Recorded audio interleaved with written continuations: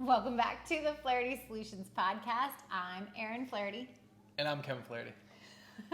Week 7 Of coronavirus quarantine. Yeah, week 7, and this is probably episode 27. I can't believe we've produced that much. Should this be somewhere else? Yeah, sorry. It's all good. Sorry. All right, intro us. What are we doing?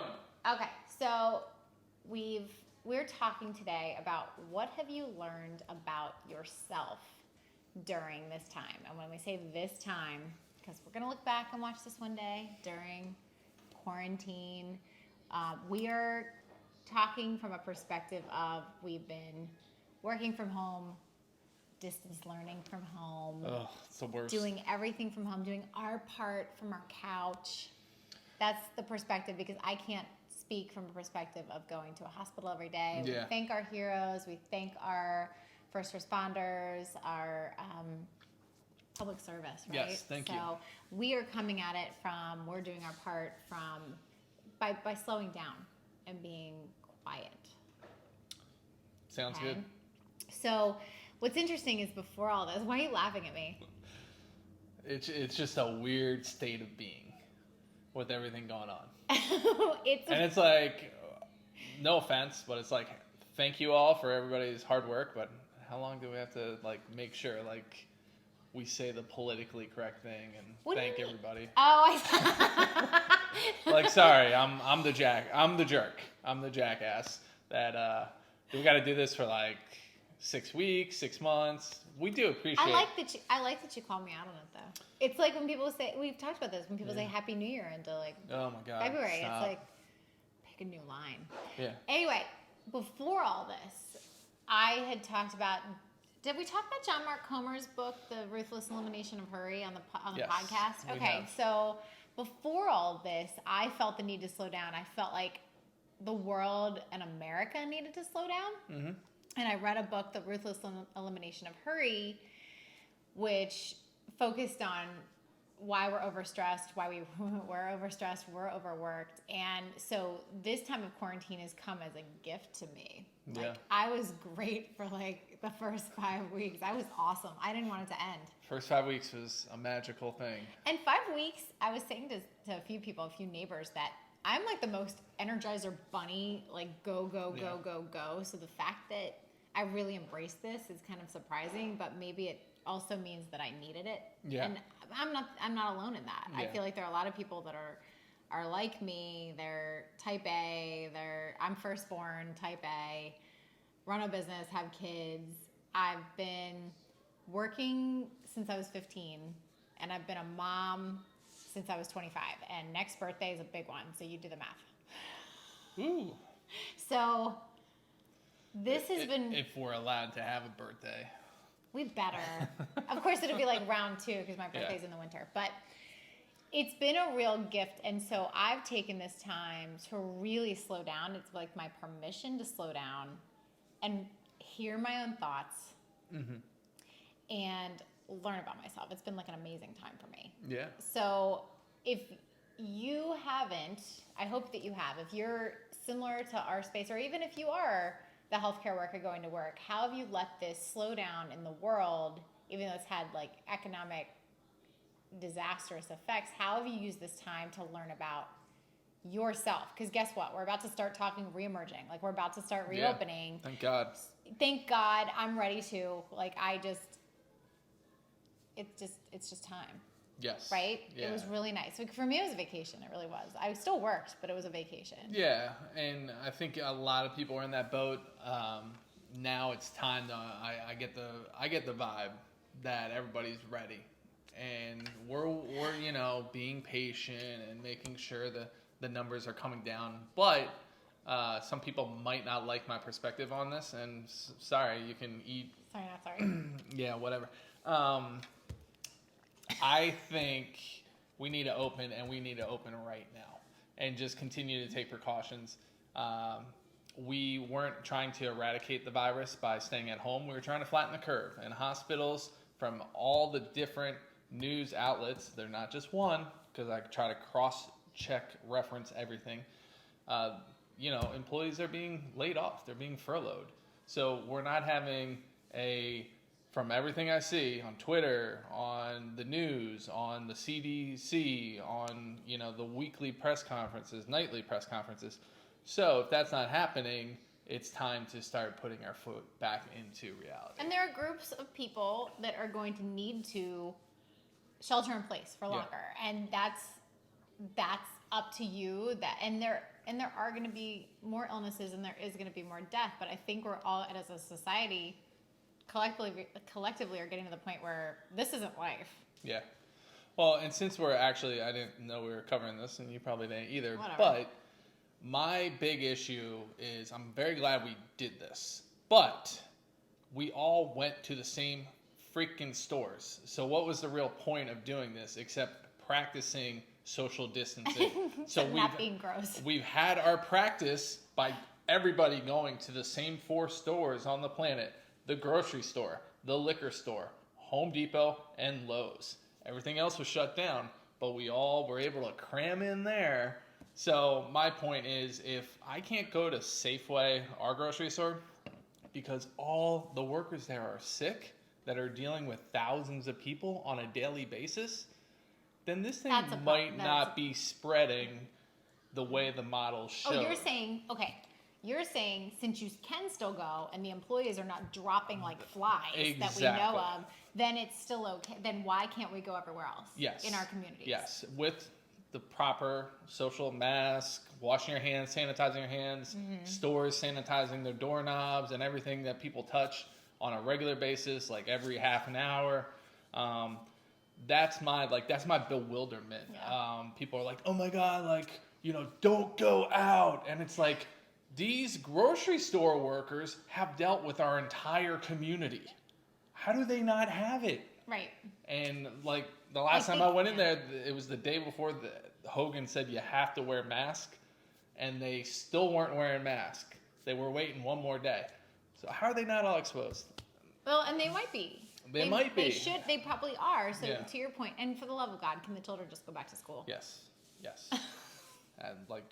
And not because we've had actually a very good time with them.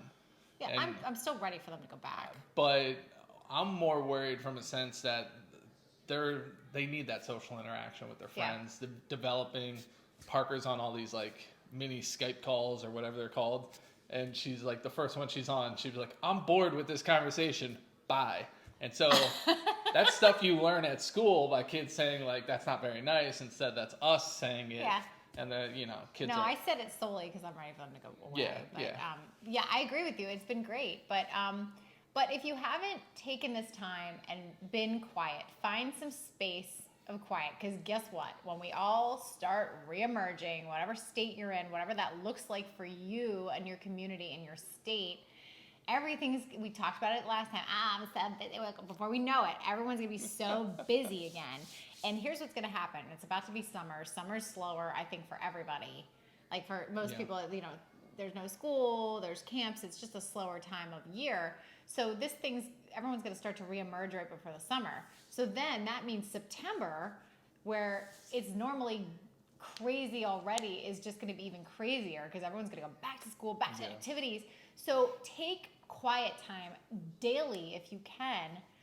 Listen to what is coming from inside, instead, because now we don't have outside pressures. It's not, you come into this, you go into that, you go into, what, did you sign up for this? Did you sign the kids up for that? Are they, there's none of that. There's no pressure to do anything. So it's all, what voice are you hearing about, what is true to you? You know what I mean? Yeah. You're laughing at me again. I'm laughing at the perspective of who's influencing you right now versus when we first started the podcast of Rachel Hollis. Oh, I love Rachel Hollis. And we're going to talk about, so we're going to talk about, my new fangirl. What is it? My fangirl. I'm the fangirl, right? Yeah, you're the fangirl. Your new boss babe. My new girl crush is Glennon Doyle, who writes Untamed. But no, she's an influence, but I listen to myself, Yeah. Anyway, what have you heard from your own voice, and what do you know to be true? And when this is all over, everyone says that 5 times a day. What do you want in your life? So we touched on it before. So I just wanted to share a couple of mine. Yeah. Is that okay? Go for it. So I've become more, and Glenna's not like, well, anyway, she's got interesting thoughts about faith, but I've gotten like more connected with my faith, and I'm not going to go into that because faith is personal for everybody. Yeah. So I'll just say that. And I'm really happy, because for a while I was really cynical and kind of envied people who had some sort of faith, and I was like, I wish I could, but I just can't force it. And now you're like Bible study over here. Yeah, but if you notice, I'm not trying to like say it, because I'm very gun shy when it comes to church and religion. Yeah. Like, I won't even go into it. That's the whole thing. So if you notice, like, yes, I'm doing certain things, but I'm also not like sharing even with you. You know what I mean? Yeah. Like, faith is personal. And I used to wish I had more faith and wish I had more spirituality, but I couldn't force it. Yeah. Something happened. I have more faith. I think it's great. So, I'm on my Facebook profile. I mean, hustle is my cover photo. And I still love hustling for business, but I've enjoyed this slowdown. Parker manages to make all as types much of racket noise when we're on the podcast. But anyway, 3 things I realized. I want life to be slower because I hate rushing. Oh man, it's bad enough for you to get up. So I want life to be slower because I hate rushing. That's what I've realized. I want to trust God to provide. So that's kind of like the opposite of hustle. Yeah. And it kind of, but even before all this, when I read Ruthless Elimination of Hurry, it is more about trusting and not fearing and just being like, not having to like go, not having to spin the hamster wheel to make stuff happen. It's more of a rainmaker approach, no matter what your perspective. Absolutely. So I want to have more trust. Well, and I also think as we get older, the hustle, we'll still always have our drive, but there's also just a business cycle. As you get older, you have more business contacts, you're vetted in the business, you become a natural rainmaker. Right. Versus always having to beat down the doors. There's also, as you get older, the concept of enough. Yeah. Where for a while, more. Doesn't bring anything. But then you probably touched on this before about like your clients, about accumulation. You want to like, about how they spend the time.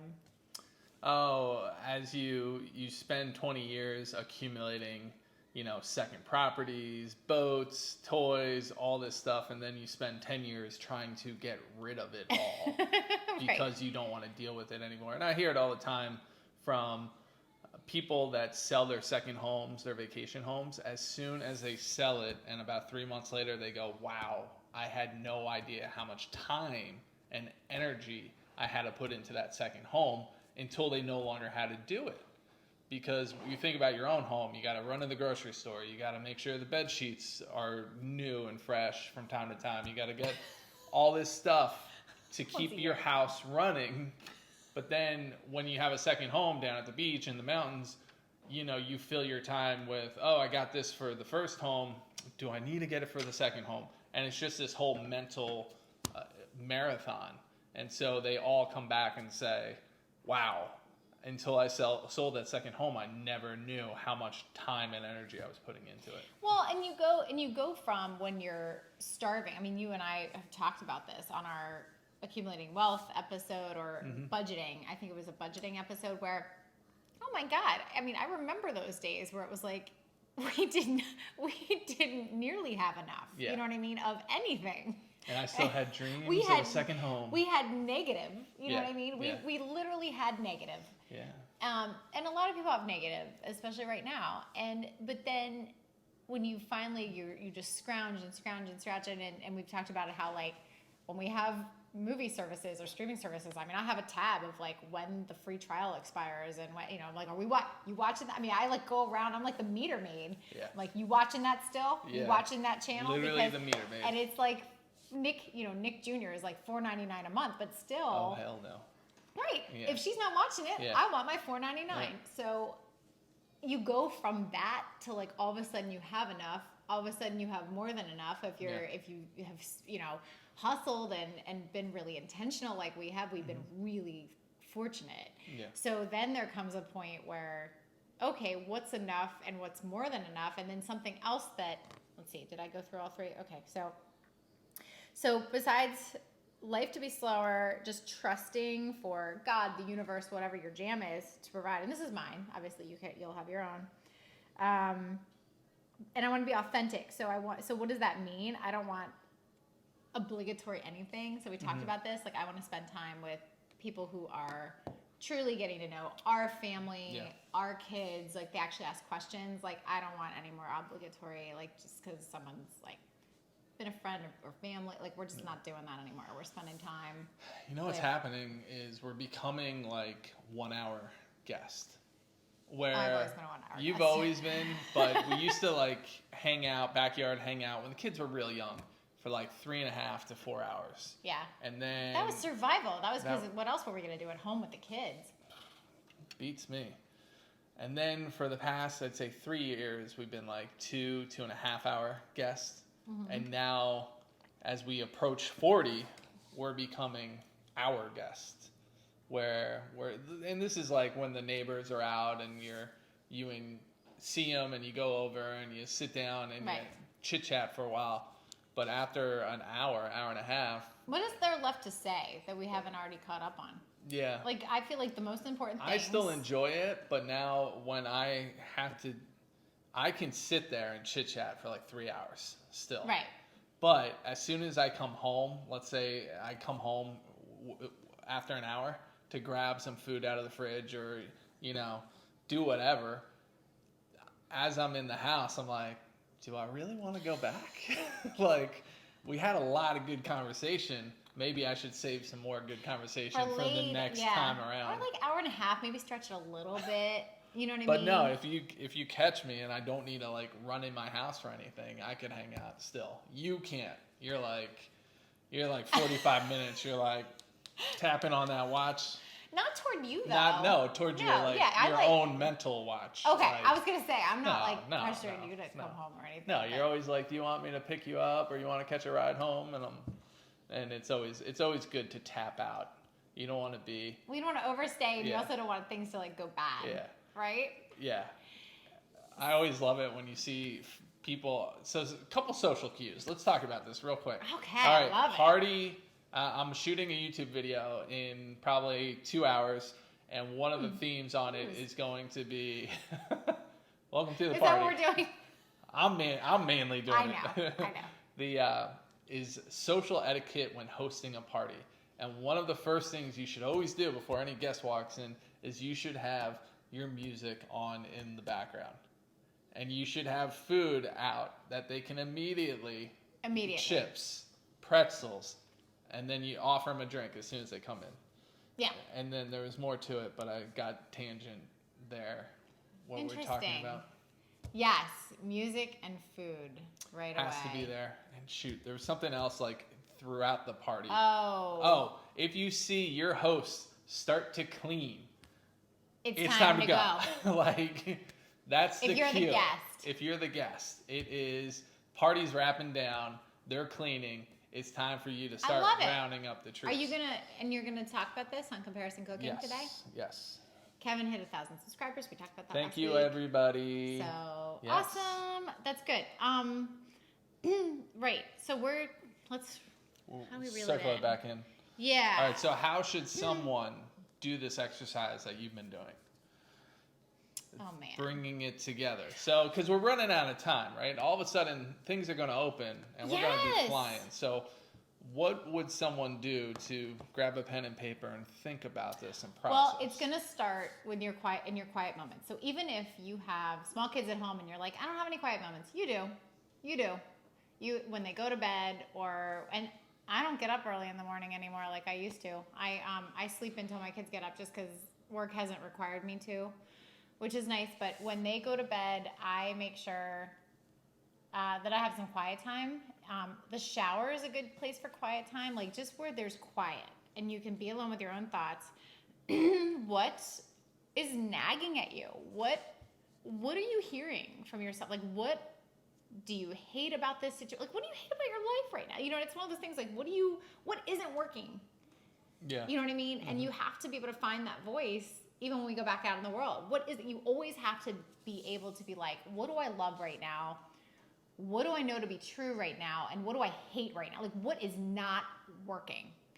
And listen, it sounds so simple, and it's not though, because when we go back out and everyone's like, hey, can I catch your, we want to carpool to the, there's just all the noise. And Let's now have a there's meeting. not. Let's have a meeting. Yeah. What are we going to talk about? You got a minute? Yeah. Got a minute? Got a minute? No, I don't. I need to go into my closet and be alone with myself and just listen. Like, you know what's true for yourself. Yeah. You just have to listen. Yeah, it's true. And I couldn't, when I was so busy and spinning and hustling, I couldn't hear myself at all. Yeah. I didn't take the time. Like, I couldn't. I was drowning myself out. So go quiet, be quiet. What do you hear? What do you know? And this is me. I'm not taking this from anybody. This is not an exercise that like I learned. This is just what I've experienced in court. So I know you're like, okay, it was Rachel. Now it's Glennon. This is not, this is me. Yeah. This is what I came up with. Can you do the nagging voice again? The nagging Kevin. Okay. Very nasally. You portray me very nasally, like an old Jewish woman.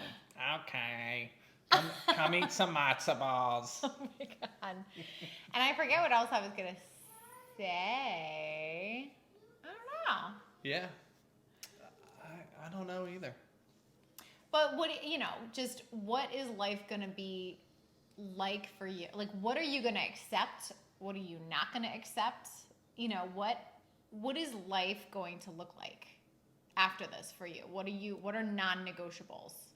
Because again, no one wants to hear it. No one wants to hear like, I'm so busy. Right? We'll call you out. Yeah. We'll create a sign. Oh, I know. I'm so glad I thought about it. So now that we talked about the concept of quiet and learning what is true for you and what you want to stay, what you want to eliminate from your life, now that we have the concept of not enough when you're younger, a little bit more as you get older, and plenty, I'm curious, I want to open it up to you all. How does somebody who has enough or more than enough have the most impact? So that's a good one. Yeah, because we could all give to charities, and this isn't an RFP for why we should give to your charity. Okay, this is a true conversation. Right, an RFP for some of y'all. You open the floodgates. Request for proposal. Right, that's not what I'm asking. Conversation. How, without mentioning your cause, how do we make sure we have the most impact? So I have more time right now. How do people with extra time that are in our seat spending more time on the couch, doing our part by sitting on the couch, how do we use our time to create the most impact? How do you use extra funds to create the most impact? How do we know? Certain charities, if you say, I really want to support that cause, some of them, like, there's administrative fees that, maybe all the money doesn't go to the cause. So how do we know when you have plenty, how to make the greatest impact? So I'm going to open it up to you. Do you have ideas? I'm going to leave it for the audience. You don't have, okay. Yeah, because I don't know. Yeah, we'll see. And then we'll talk about it more on the next one. I think it's good. All right. Anything else? Final thoughts? You guys have been great as always. Don't forget to subscribe, like, share, comment down below. And we'll see you next time.